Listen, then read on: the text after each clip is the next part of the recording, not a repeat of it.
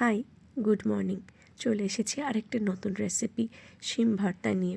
বাড়িতে আরেকবার বানিয়ে ফেলা যাক শিম ভর্তা।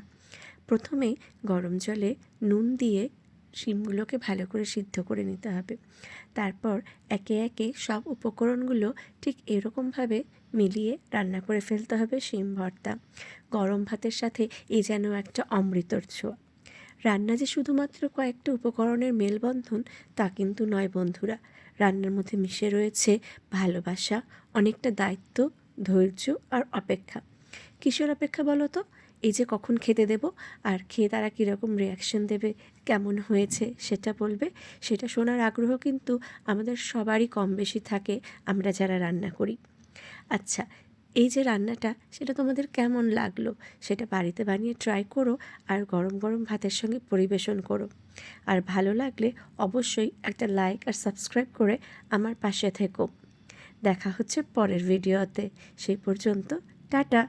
ধন্যবাদ সবাইকে।